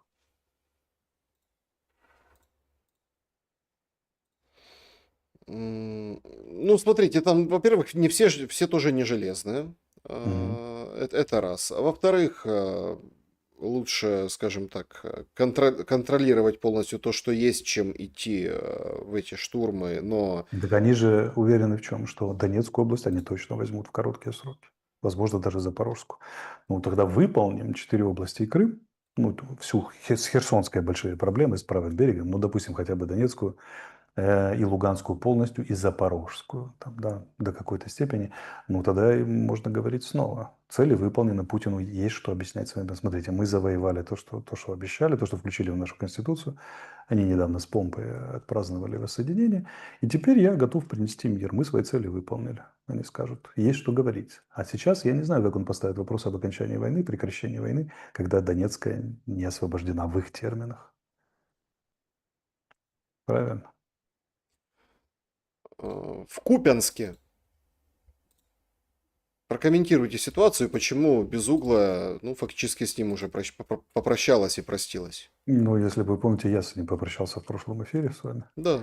Потому что там ситуация развивается так и таким образом, что сдержать российское наступление невозможно, не хватает сил, средств, и они возьмут Купинск в кратчайшие сроки. Они уже дальше Купинска начинают идти, там пробовать по Северскому Донцу вниз. Да, вот. Поэтому Купинск, можно прощаться. Возникает вопрос, ставится острая о судьбе нашей группировки по левый берег Северского Донца, по восточный. Вот, и дальнейшая судьба оккупированных районов Харьковской области и спуск на Изюм, чтобы запереть Славянско-Краматорск еще и с севера. У Лимана уткнулись, там идут бои сейчас, но Лиман это 25 километров до Славянска, это очень-очень близко. Вот это дальность стрельбы полевой артиллерии калибра 152-155, это дроны, залетающие туда и так далее. Фактически прифронтовой город, пожалуйста. Константиновку берут, так уже, да, Покровск берут. Возникла угроза Покровскому, то есть городу в Днепропетровской области, за которым только Павлоград и Днепр, больше ничего уже нет. И возникла неприятная угроза нависания российских сил на Запорожье, как раз из Днепропетровской области, то есть с северо-восточного фланга, что очень сильно осложнит положение наших войск в Запорожье. Это означает, сейчас, кроме того, российское командование затеяло очень серьезную перегруппировку между, условно говоря, Краматорским направлением и Покровско-Покровским направлением. Вот так вот. Пока до конца не ясно, куда какие силы перебрасывают, но эта переброска означает, что принято решение на проведение какой-то операции. Одна часть усиливается, там становится главным направлением, вторая вспомогательная. Посмотрим, какая. Недавно Герасимов, когда перед Путиным выступал, там у них был обед, он сказал, что мы сосредоточим усилия на запорожском направлении. Основное, это наша главная цель. Странное заявление такое. Это большой вопрос, да. Или он дезинформацией занимается в прямом эфире, либо он действительно говорит правду, потому что а что стесняться? Как бы, да, все равно наступаем, все равно украинцы с этим ничего не могут сделать. Ну, сейчас посмотрим в ближайшее время. Но логика определенная в этом, конечно, есть. Объясняю почему. Потому что если взять Запорожскую область, а тем более Запорожье, и подпереть Днепр, и поставить под контроль логистические маршруты из Днепра, условно говоря, в сторону Донецкой, то задачи по захвату Донецка решаются гораздо проще и эффективнее, чем без взятой Запорожской. Опять же, что такое взятая Запорожская? Можно оставлять минимум сил и средств в обороне, если дальше не наступать, а все наступательные силы и средства, излишек так называемый, кинуть на ту же самую Донецкую для взятия ее. Может быть и такое. Может быть и нет. И там мы просто увидим это на земле, потому что есть плюсы и минусы у каждого решения. Вот. Но то, что они осуществляют маневр силами и средствами на оперативном уровне, беспрепятственно, спокойно, как бы в плановом режиме, лишний раз показывают, что они, первое, владеют инициативой на фронте. Второе, они видят для себя угрозы в перегруппировке. Это к вопросу о наших контрнаступлениях. Потому что если бы была реальная резерва и была бы реальная угроза задействования этих резервов, например, даже в обороне, не то что в нашем контрнаступлении, никто бы ничего не стал перебрасывать. Уходили бы в оборону, да, в усиление на данном участке и так далее. Если люди позволяют себе оперативно ротировать или там перебрасывать войска на оперативном направлении, я вам скажу, они чувствуют себя очень вольготно на Алексей оперативном Николаевич, два направлении. Да. нюанса, пока далеко не ушли. Значит, сегодня Deep State уточняет карту вот этого, ну, супер, как сказать, достижения. Это вот Мгм. сейчас наши зрители видят, это вот освобождение малых Щербаков. Короче, ничего там не освободили. Конечно, доблестные айдаровцы зашли, сфотографировались с флагами на фоне каких-то разваленных хат. Но Deep State уточнила карту и прям четко мы уточнили. Щербаки там пополам идут с собой, и вот здесь все серая зона. Малые Щербаки полностью в серой зоне. Где-то там, может, на окраине какие-то хаты. Понятно, что кто там знает, малые это Щербаки или просто Щербаки. Ореховское направление, продвинулись на 3 километра. Зеленский сказал, значит, так и будет. Но как оценивать вот это продвижение вот в районе Орехова, вот здесь, да, очень уж много зелененьких километражей, это ведь точно, мы же будем свидетелями еще каких-то успехов, 100% до пятницы, потому что Зеленский же не сможет поехать к Трампу без какого-то взятого села или продвижения где-то какой-то посадки. Смотрите, да, или по удару по России какого-то особо болезненного, там, спецоперации и так далее. Смотрите, фишка здесь в чем? Мы незаметно, очень незаметно пришли в ситуацию, когда украинцы перестают верить своим заявлениям официальных органов, внимание, главнокомандующего, верховного главнокомандующего, и ищут альтернативу, например, в дипстейте. Это же сама по себе ненормальная ситуация, правильно? когда люди в воюющей стране не верят главкому, зная, что он заведомо врет в большинстве ситуаций, и верховному главнокомандующему, потому что тот врет прямо на их глазах относительно контрнаступления. Народные депутаты говорят, это не так. Марьяна Безугла. Там ключевые военные спикеры говорят, это не так. Deep State с высоким уровнем доверия говорит, это не так. Но вот это вранье в прямом эфире бесконечное, брехня ради брехни, это зачем? И является ли удовлетворительной ситуацией, способствует ли она консолидации нации, мобилизации, бла-бла-бла, выстаиванию в войне, выстаиванию в критический период, стойкости там, и всему остальному. Нет, это все размывает и разваливает. Вот очень простой ответ. Даже комплекс проблем размером с океан, а это малые щербаки, они размером с бактерию. И нам настойчиво пытаются убедить, что бактерия – это больше, чем океан. И И нам надо прокомментируйте, радоваться бактерии. и Но это... прокомментируйте, пожалуйста, настоящую, ну, прям эпопею, медийно-политическую, полувоенную с Запорожской атомной электростанцией. Зеленский делает на нее какую-то ставку. Какую, вы понимаете? Да, очень просто надо говорить, что Россия ведет мир к ядерной опасности. В стране, пережившей Чернобыль, и в перспективе нового Чернобыля, это супер аргумент для европейцев тех же самых. Ну и для американцев. Представьте себе, что реально что-то случается на Запорожской АЭС, как Трампу будет оправдываться. Ну уж там по один-то фактор ты мог удержать в здравом смысле. Поэтому это просто элемент шантажа. Чуть выше крупного, чуть выше среднего, как говорил Остап Бендер. Поэтому справедливости ради российская сторона ровно точно так же использует этот фактор, рассказывая, что от украинцев грозит ядерная опасность. Но специалисты, которым я доверяю, говорят, что не грозит ядерная опасность ни в каком там варианте. Вот как бы не пугали. И мы помним дрон, который во время Мюнхенской конференции упал на четвертый, там, на реактор, на конфаймент, этот на защиту и так далее. Ну, вот это примерно из тех же разрядок. Ядерная пугалка. Обычно не действует, давайте попугаем ядерный. Ну, как этот глава РДА на Болоне, который построил 2 радиационных укрытия и радостно доложил об этом прямом эфире, перепугав огромную страну, а также как это, Там, половину Европы и половину мира. Вот это вот ответственность за Алексей, на заявление. Оболоне вообще какой-то бред происходит. То крипто этого блогера-инвестора убивают, то в мусорнике находят тело женщины. На Печерских липках стрельба, там любовный треугольник разыграли. Там ну, просто какая-то дичь, да, вот это вот. Ну, потому что у народа едет крышечка, да, и будет ехать все больше и больше. Друзья, подведем итоги нашего сегодняшнего голосования. Всем большое спасибо за то, что приняли в нем участие. Ну, тут как бы в одну калитку, но тем не менее. Зачем Зеленский едет к Трампу в этот раз? 11%, ну, чтобы не сидеть без света и воды под бомбами. 19%, получить условия окончания войны. Конкретный инструктаж, как это все будет заканчиваться. 26%, переманивать Донни на свою сторону, мол, Донни, давай к нам. Ну и 44% солидарны. Клянчить. Алексей Николаевич, едет Зеленский. Что скажете? Ну, сразу за всем он едет. Мой ответ такой же, как и в начале программы. Он едет сразу за всем, по всем этим 4 пунктам. Но все это очень легко укладывается в клянчить. ПВО клянчить, деньги клянчить, все равно же клянчить, правильно? Поэтому, да, можно сказать, что и клянчить.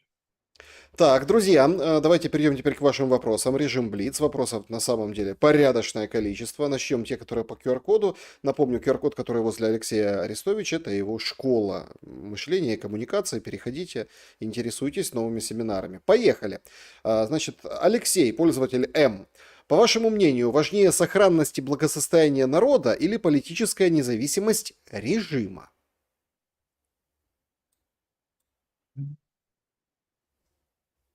Это ложная постановка вопроса. Важен народ, который сам может определять свою судьбу. Если он при своем же режиме, законно избранном, не может определять свою судьбу, то возникает вопрос, удовлетворительна ли такая ситуация даже без всякой войны.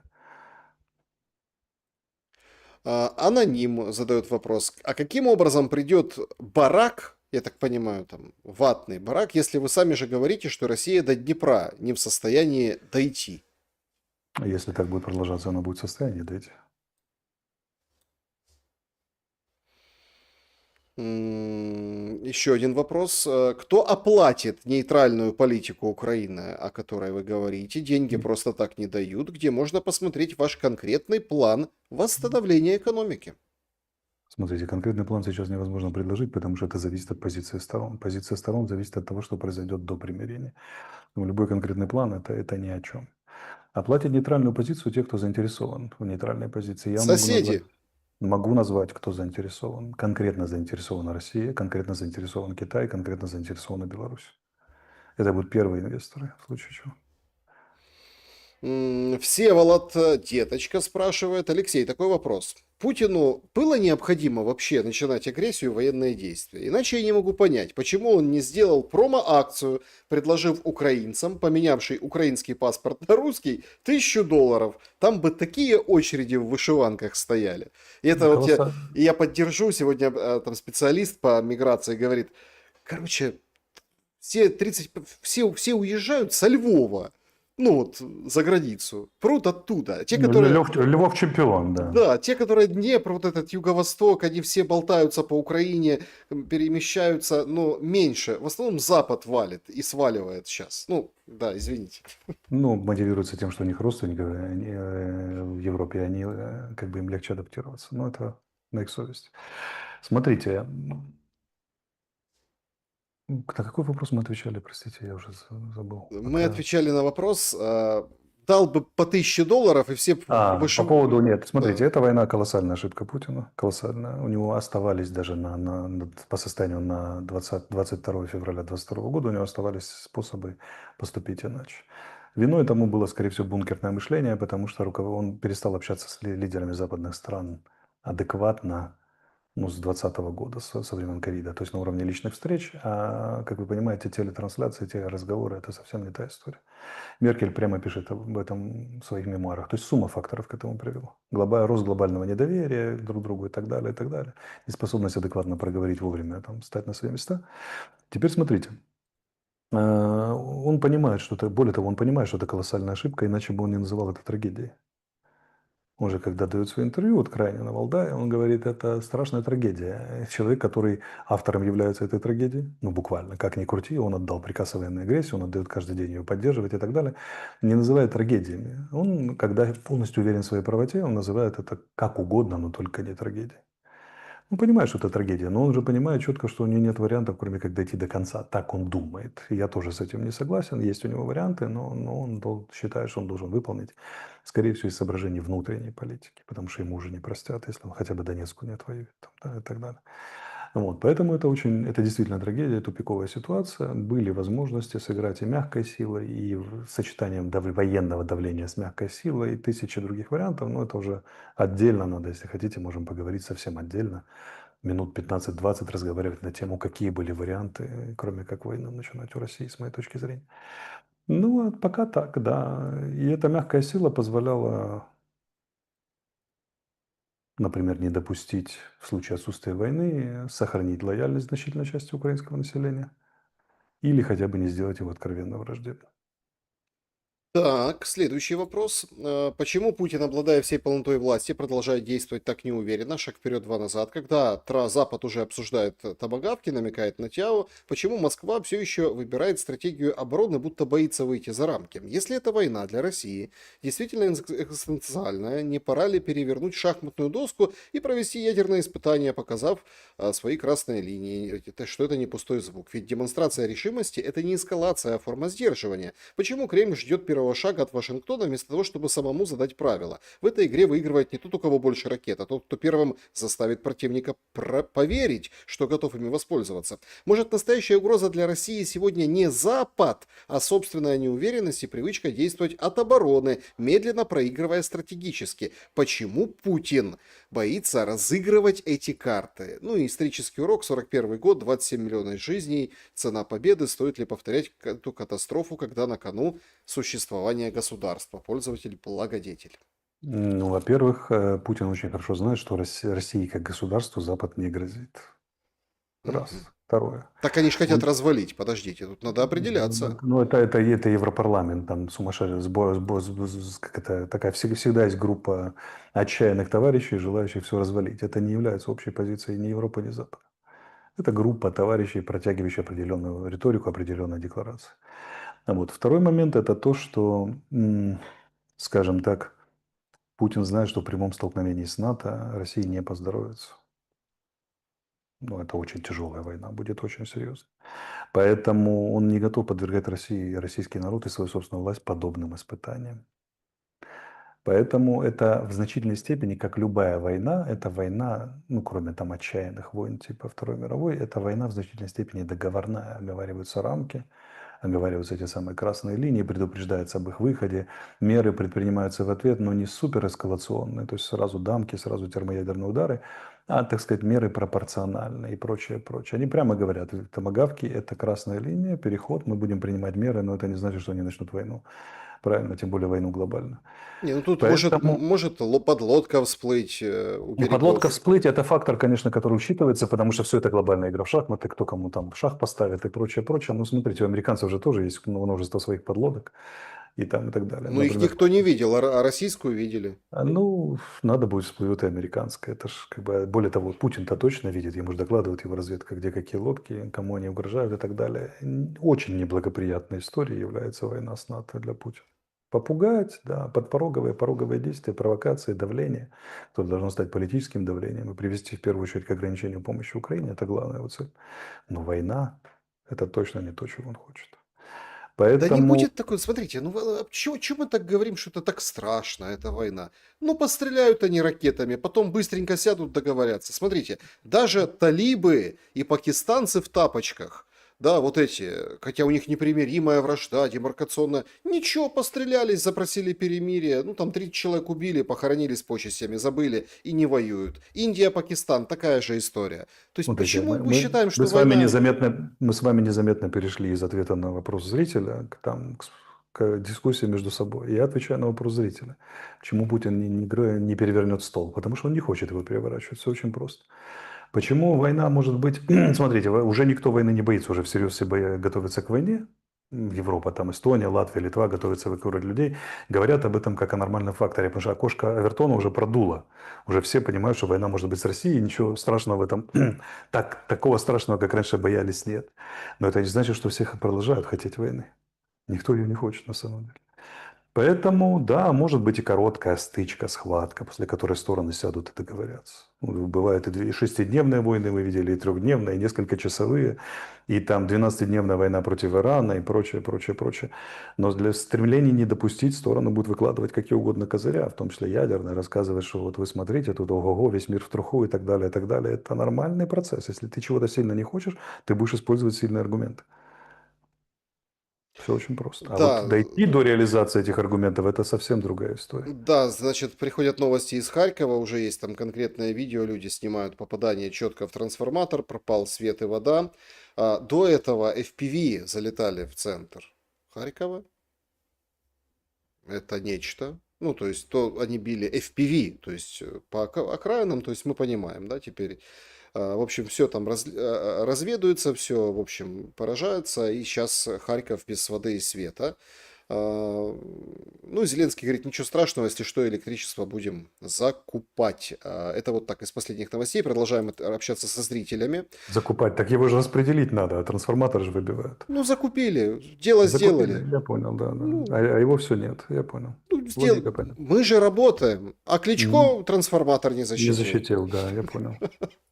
Вопрос Алексея. Озвучим сегодня все проблемы Украины на фронте. Это клуб зрителей Шелеста в Телеграм закрытый с обсуждениями эфиров и всего остального. В общем, проблемы в живой силе, озвучив идею возможной мобилизации в России. Что бы вы посоветовали сейчас руководству Украины? Пойти на реальные переговоры о мире и уступки или что-то другое? Ну, конечно, пойти на реальные переговоры и уступки. Смотрите, у руководства Украины, как и украинцы, между двумя, э, ну, у них два выбора сейчас. Напоминаю, что я, например, на своих курсах обучаю, что если у вас только два выбора, это означает, что вы в очень неприятной ситуации находитесь, потому что реальный выбор всегда из трех вещей. По сути, сейчас по сети ходит такая интересная штука. Японский принцип гамбате. Или гамбаты, я не знаю, где ударение ставить. Принцип, согласно которому человек в случае наступления каких-либо трудностей отказывается принимать поражение и борется, невзирая на то, какую цену ему придется заплатить ради достижения результатов. Мгм. Гамбата – это когда, или гамбате, когда вы фактически ничего не можете сделать, и весь ваш опыт говорит о том, что продолжать прилагать усилия бессмысленно, но тем не менее вы продолжаете борьбу. Очевидно, что цель в данном случае не достижение результата, а дух. Дух. В качестве примера приводят иллюстрацию из фильма «Последний самурай» с Томом Крузом, там, где он в схватке с местным мастером меча. Тот его многократно отколотил, и Круз раз за разом поднимается из грязи. И даже когда он не может подняться, он еще пытается шевелить рукой с мечом. Порождает в японцах уважение крепости его духа. На уровне индивидуальной личности это блестящий пример. А теперь, внимание, нация. Дети, которые не могут сами за себя принять решения. Старики, которые не в состоянии обеспечить себе жизнь. Э, Является ли это полем для тренировки духа? Или все-таки надо подумать о сохранении нации как таковой? Это очень непростая дилемма. Потому что официальная партия войны в Украине, или большая часть людей, которых поддерживают, говорит, мы лучше все умрем, но что? Мириться не будем. Гамбаты. На уровне личного выбора это понятно, это можно только приветствовать. В конце концов, что такое белковая жизнь, если важно, чтобы дух победил? Собирайте сокровища не о небе на земле. А если думать о нациях целиком? О предках, о потомках, которых может не быть, о детях, которые не в состоянии принять за себя решение быть страшными гамбате, то есть хорошая пословица еще древнегреческих времен, что мужчины начинают войны, а заканчивают войны отцы. Пока все тут играют мужчин и упражняются в страшно крутых мужиков, которые с незламным духом, ну как бы кто спросил детей? Это целая цепь ложных дилемм. Это все равно, что говорят, Арестовичу Собчак предложил сдать Запорожье. Ах, спросили ли жители Запорожья, говорят многочисленные блогеры, обслуживающие это мое интервью, хотят ли они сдаваться. А у меня другой вопрос. А вы спросили жителей Запорожья, они хотят, чтобы Запорожье в Попасную превратилось? Почему вы этот вопрос им не зададите? А Попасной нет. Попасной нет, я об этом и говорю. Да. Нет. Вы хотите? Хотите или нет? По-настоящему надо ставить вопрос так. Вы хотите, чтобы его оно было сдано подлым Арестовичем или кем бы то ни было? Или хотите, чтобы его не было Запорожье, оно превратилось в Попасную? Просто не было ваших квартир, вашего города как такового. И вот тогда выбирайте. Тогда это настоящий выбор, хотя и это не выбор, должно быть третье решение. Поэтому сейчас наиболее разумным было бы пойти на переговоры, проговорить всю сумму проблем, подумать, как мы будем в будущем, чтобы эти проблемы больше не возникали, а если возникали, как их решать, и предложить разумное компромиссное решение. Наиболее компромиссным решением в случае с территориями является не отдача областей на данном этапе, а заморозка по линии фронта. И оно возможно только на условиях смены украинской проектности. Тогда Путину будет что предъявить самому себе и российскому населению, потому что он скажет, смотрите, Украина перестала быть антироссией. Это стоит любого территориального варианта. Более того, на таких условиях можно пойти и на то, что на отдачу уже завоеванных территорий на самом деле. Как бы это кто-то не называл невозможным, это возможно. И Путин вполне гибкий политик, и российское руководство, они могли бы на это пойти. Вся эта война ведется за то, чтобы Украина перестала быть антироссией, не за территорию. И если сразу предложить смену вот этой парадигмы, что Украина антироссия, то тогда можно очень много получить в том смысле, в том числе в смысле территорий, там, владения территорией АЭС и прочее, прочее. Мгм. Но об этом никто не говорит. Все говорят, а давайте так помиримся с Путиным, чтобы Украина осталась антироссией и готовилась к следующей войне. Тогда зачем Путину останавливаться? Давайте поговорим, чаты подключаем. Значит, тут пишет пользователь, вот, кстати, спасибо, что вы это пишете. Ну, это прям, это важно, я считаю. Когда вот человек пишет, тут Алексей не растерял человеческих качеств. Единственный говорит о детях и стариках. Дети и старики, понимаете? Которых надо первых забирать, увозить и спасать. Понимаете, ну вот очень хорошо, что так много настоящих пацанов и просоленных мужиков со стороны Украины и с России. Со стороны России, которые гамбате или гамбаты, не сдадимся, будем трещать мечами. Ганибаты, чат подсказывает. Да, да, да. Ганибаты. Ганибаты, да, да, и так От далее. слова ганьба, да. У меня вопрос. Там хорошо, что у нас так много суровых мужиков. Когда-нибудь отцы появятся среди тех, кто принимает решения? Которые думают немного дальше. Не, ну Не почему? ждут. Зеленский же сидит с Зеленской вместе, говорит, ой, у меня так мальчик мой форму любит, он будет воевать, он А хочет. других мальчиков спросили и девочек. А, Вот что такое главнокомандующий, смотрите, воюющей страны? Он думает, так, вот сейчас бомбы летят на детей моей страны, которых я, между прочим, давал клятву президента защищать. Кроме того, бомбы моей страны убивают детей в стране агрессоре. Ну, это что же дети гибнут, которые не в состоянии принять за себя решение? Ну, хорошо, я гамбаты проявляю четвертый год. Или гамбате, как оно там. Когда уже, вот сколько надо, чтобы погибло детей, лишились домов, родителей и так далее, чтобы я уже, чтобы все сказали, что я супер крутой мужик с яйцами, и можно уже спокойно останавливаться. Война же идет не за территорию, война идет за проектность. Границы в Европе меняются в 20 веке, менялись в среднем раз в 15 лет, 15-20 лет. Они сегодня такие, завтра такие, послезавтра будут опять такие и так далее, и так далее. Война идет за что? Ну, уже даже абсолютные циники называют людей нефтью 21 века. А потом выходит Милованов и говорит, нас, скорее всего, останется 10 миллионов. И 10 мы еще завезем мигрантов. Да, Да. скажите, вы за что воюете? Чтобы у вас осталось 10 миллионов? Если это так, честно скажите. Мы воюем, чтобы осталось 10 миллионов. У нас есть как этот представитель свободы, как его зовут, который сказал, что русскоязычных надо сажать. Говорит, да, Кашулинский. дела Кашулинский, да, там запрещали, может, тогда они задумаются и перестанут говорить на этом. Вот человек понимает, за что он воюет. За насильственное подавление половины своих соотечественников. Он уже определился, с этим все хорошо. Внимание, за что вы выйдете нации, честно скажите, я воюю за это и принуждаю вас воевать за вот это вот. За малые, как там, новые щеглы или новые, что там они, щербачи, что там сегодня взяли, то ли Да, не взяли. Щербаки. Ну, не сегодня, а Щербаки, вчера. да, и так далее, и так далее. Сегодня уже не взяли. Ну вот пишет пользователь, я отец, я из России, хочу, чтобы уже быстрее все закончилось, надоело. Как я А, вас понимаю, да. да, Александр Леонов, 3 пункта рамочного соглашения от Алексея для начала переговоров. Да, и там один пункт. Ребята, Украина больше никогда не будет антироссией. Вот комплекс мер, который мы надеемся реализовать, в том числе с вашим участием. Все. После этого можно договориться о чем угодно. Когда мне говорят, Арестович, смотри, подлец. Даже самые близкие люди мне пишут, там, друзья мои говорят, все, что ты предлагаешь, нереально. Я говорю, конечно, нереально, если не изменять. Это не сработает. Путин на это никогда не пойдет. Конечно, не сработает и не пойдет, если не сменить проектность. Но как только ты меняешь проектность, все, и даже не только это, но и все становится реально, более чем реально. По сути, за это идет. Поэтому любое мирное соглашение– это один пункт. Украина прекращает быть антироссией. Все, что нам нужно. Дальше можно договориться о чем угодно, я вас уверяю, вплоть до того, что вернут захваченные территории. Вот на этом условии вернут часть захваченных территорий, если оно будет выполнено и будет обеспечено всесторонне. Причем не только на уровне России и Украины, но на уровне рамочной конструкции коллективной безопасности в Восточной Европе и в Европе шире. Вот так надо ставить вопрос. А если ставить вопрос о том, что Украина никогда не перестает быть антироссией, я всегда говорю, то следующий вопрос, зачем Путину любой мир, любое перемирие? Ему надо наступать, пока не победит окончательно. Все. Вот в этой конструкции мы и гуляем с вами. И никакого толку, только фронт движется на запад и все. И света все меньше. Олег задает вопрос, вот такой вопрос Алексею. Верите ли вы в предсказания типа Нострадамуса или Ванги?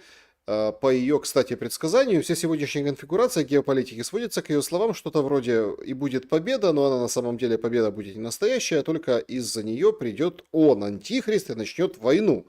И так далее. Как вы смотрите вообще на всю эту тему? Я не верю в предсказания такого рода. Значит, вопрос. Ну, давайте, блицом, да, пользователь. Британцы вообще дадут помириться или будут спонсировать и наускивать Моторол с обоих сторон? Не будут спонсировать и наускивать, но, к сожалению или к счастью, не все решают в этом мире британцы. Мгм. Трамп здоров? Не знаю, я же не его доктор. Ваше мнение по поводу антиисламских протестов в Европе? Спасибо. Ну, это, естественно, реакция на исламские протесты в Европе. Поэтому это проблема мигрантов, большинство из которых жители, выходцы из мусульманских стран. Это проблема номер один в Европе, наверное, и она решается болезненно для обеих сторон. Тут вопрос позиции властей. Если они занимают однобокую позицию, как недавно было в Британии, то протесты антиисламские будут только нарастать. В вашу нейтральность можно будет поверить, только разместив войска России на территории Украины, а в остальных случаях какие гарантии, что последующие власти опять не переобуются? Если войска России Вы бы на это пошли? Если войска России на территории Украины, это означает оккупация, это не означает нейтральность. Почему Это, базы? Ну, стойте. это совсем Базы, другое. Это базы, другой это... факт. Смотрите, наличие баз с другой страны, я уже не говорю про страны агрессора, это что угодно, но только не нейтралитет.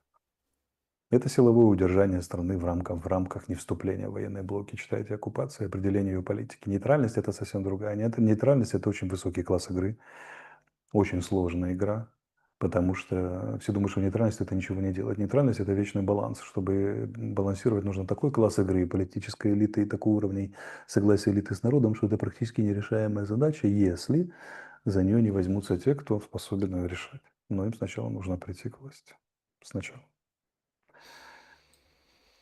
Что тоже М, далеко не очевидно, скажем. Переходим к чату Алексея. Ромрайдер. Алексей, я доброволец в 22-м. Сейчас мне 30. Капитан, замполит, выгорел, агрессия на людей, ПТСР, контузия, СЗЧшники, отказники. Как держать себя в руках на замполитах? Будет клеймо, как на ТЦК? Не будет на вас никакого клейма. Это раз. Во-вторых, вы не обязаны рассказывать везде, что вы были замполитом.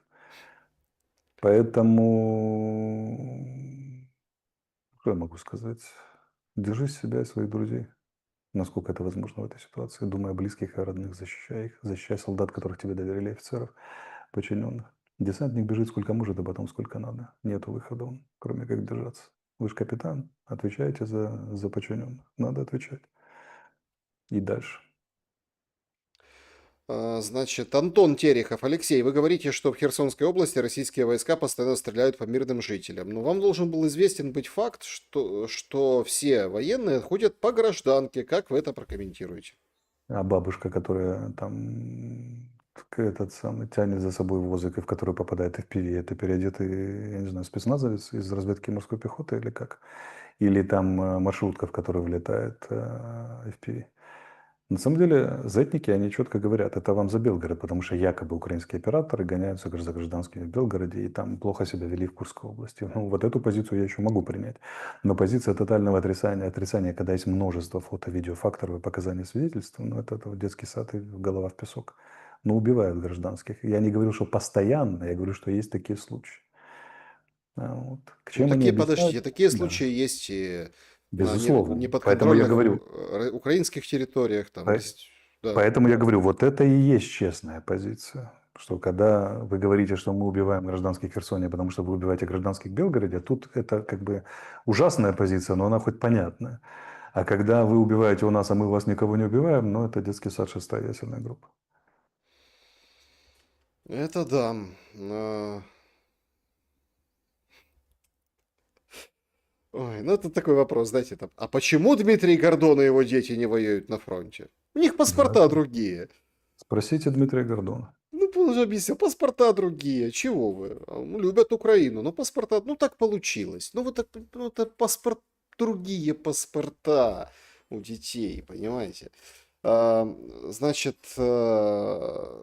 ну, тут много там, конечно, у вас в чате, Алексей, когда станете президентом, Арестович, президент 2026. Значит, Илья Безрук, расскажите, что-то о Зеленском. Говорят, что он квартиру для своих родителей купил в Дубаях. Я думаю, Зеленский в состоянии купить квартиру для своих родителей где угодно, даже на Марсе. А купил, не купил, какая разница, что это меняет? Анна спрашивает, Алексей Николаевич, с 24.02.22, о чем больше всего жалеете? Я жалею о том, что все-таки перешел на каком-то этапе в оголтелую критику.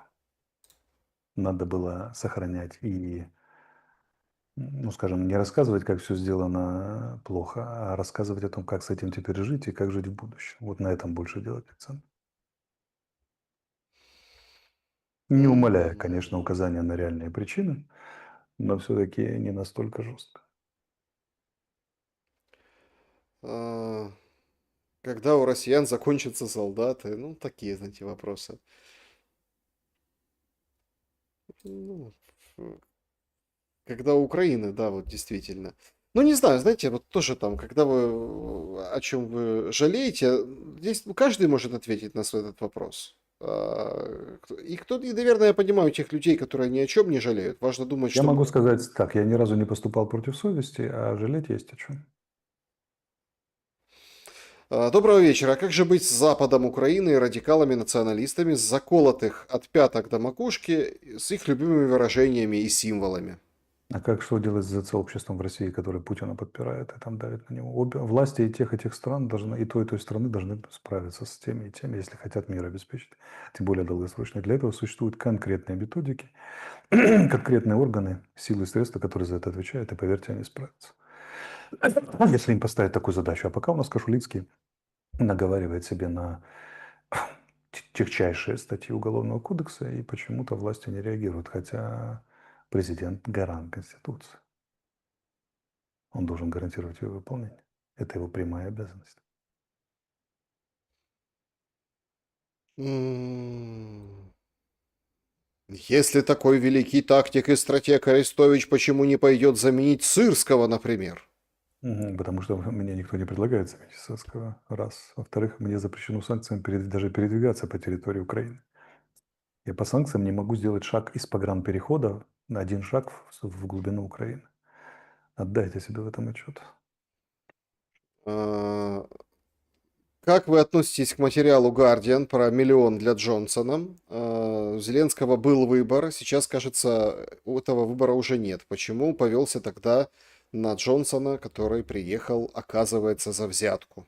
Вы недооцениваете Байдена в этой истории. Никакой Джонсон не мог бы уговорить Зеленского. Это было комплексное воздействие всего Запада, которые посмотрели на реальную боеспособность российской армии в начале войны, поняли, что Россию можно очень жестоко наказать, загнать в подчиненное положение, диктовать ей условия. И инструментом для этого выбрали Украину, обещав всестороннюю помощь в постановке России в подчиненное по отношению к Западу положение. Только у России было другое мнение на этот счет. Но тогда все верили, что можно надавать. И собрались надавать. Пользователь спрашивает, Шари говорил о дальнобойных ракетах, которые якобы в Дании будут массово собирать для Украины. Что вы скажете об этом? И как думаете, если это правда, и хоть одна партия ракет будет выпущена по территории России, что произойдет? Понятия не имею, собирают ли в Дании дальнобойные ракеты. Партия, если будет выпущена, то вопрос, очень много вопросов. Какие это ракеты? Россия сочтет их украинскими или там западными ракетами? Собрались, это же не означает, что это как бы еще не означает, что это датские ракеты, ракеты страны НАТО, которые полетели по России. Это украинские ракеты, которые на аутсорсе были собраны, например, и так далее. Поэтому мы же не говорим, что Китай участвует в войне, хотя Китай передает, по данным нашего ГУРа, передает спутниковые снимки россиянам для нанесения ударов по нам. Поэтому это большой вопрос. Это как захотят и как договорятся. Смотрите, любое использование ракетного оружия, на самом деле, через комиссию Россия-НАТО всегда идут предупреждения. И этот самый Россия предупреждает о каждом пуске «Искандер». На самом деле. Поэтому, потому что в противном случае, ну, опять же, то, что сказал Медведев, а вдруг это ядерный «Искандер», и неизвестно, куда он летит. Они прекрасно между собой общаются, обо всем предупреждают. На верхних этажах это вполне себе договорная война, без особых сюрпризов, есть рамки и так далее. Поэтому, если какая-то сторона односторонне хочет сдвинуть эти рамки, последует ряд консультаций, а после этого, как это, последует решение, как строить мост вдоль или поперек, как к этому относиться, как это квалифицировать. Это не автоматические реакции. Запустили ракеты, все, Россия поднимается на дыбы, если бьет ядерным оружием. Это предмет для консультации. Алексей, если Россия уберет свои уголовные дела, вы бы поехали в Россию? Для чего? На экскурсию? Я, например, очень хочу проехать Россию от Выборга до Владивостока на машине, посмотреть природу, пообщаться с людьми. Но время ли сейчас для этого, даже если она убрала уголовные дела? Подпустят ли россияне Гиркина-Стрелкова или лучше таких держать в заключении, спрашивает пользователь Кэм. Кому лучше? Ну, с точки зрения власти, я так понимаю. Ну, Ну, это российским властям решать. Это их суверенное дело, кого держать в тюрьме, кого не держать. Я, честно говоря, там краем глаза следя за Гиркиным, не нашел ни одного реального повода садить его в тюрьму. Ну, они посчитали, посадили зачем-то. Окей. Я, честно говоря, не понимаю ни одного повода заводить против меня уголовные дела в Беларуси, России и в Украине, но позаводили же 3 братских народа, 3. Как бы, ну, удачи, наверное, виднее. А Белоруссию вы чем насолили? А тогда было самое начало войны, и шла техника по белорусским железным дорогам для осады Киева. Я призвал белорусских партизанов взрывать, ну, диверсию на железной дороге. Они за этот призыв завели дело в Генпрокуратуре Беларуси, как призывы к проведению диверсии на белорусской территории. Ну то есть по делу все получается. Ну, вроде как да. Вроде как, да. Значит, давайте завершим на вот этим вопросом. Это к словам тем, которые мне все время предлагают поехать к Лукашенко и договориться в Ну качестве да. кого. В качестве как? Кто там, подозреваемого или как там, какой М, статус? м. Ну там, да, разыскиваемого. Значит, Илья, давайте, вот, во что вы больше верите? В демократию и автократию, типа власти олигархов, монархию или диктатуру? Больше всего монархия. Потому что монарх берет принципиально, клятву перед Богом дает за свой народ и за его судьбу. Это, конечно, вы можете посчитать мелочью, но я вас уверяю, что президенты как бы клянутся, пусть даже на Библии, но они не склонны это выполнять, а монарх, потому что знает, что их задача 5 лет побыть, ну максимум 10, и потихонечку пойти, а монарх всю жизнь отвечает. И поверьте, это серьезно сдерживающий фактор. Ну и плюс семья, дети, Плюс конечно. семья, дети, да, и так далее. Потому что монарх не может сказать, мои дети ни при чем. Они наследники, как минимум, да, в том числе кто-то из них один будет будущим монархом, а кто-то будет там управляющий верхней властью страны. А президент может сказать, да мои дети ни при чем, дети президента могут сказать, так это папа, я несовершеннолетний еще был, или совершеннолетний, но в Лондоне в это время учился, я тут при чем. А монарх так сказать не может. Более того, монарху бежать-то некуда. Президент может уехать, монарх не может уехать, он останется со своей страной, поэтому он будет думать, работают ли у него трансформаторы 330, в отличие от тех, кто потом, возможно, будет лекции читать в Гарварде и не ногой в Украину больше, когда это все закончится. Да, друзья, всем большое спасибо за сегодняшнее общение, за то, что побывали на нашем сегодняшнем стриме. Алексей Николаевич, благодарю за время и мысли. Спасибо взаимно. Друзья, берегите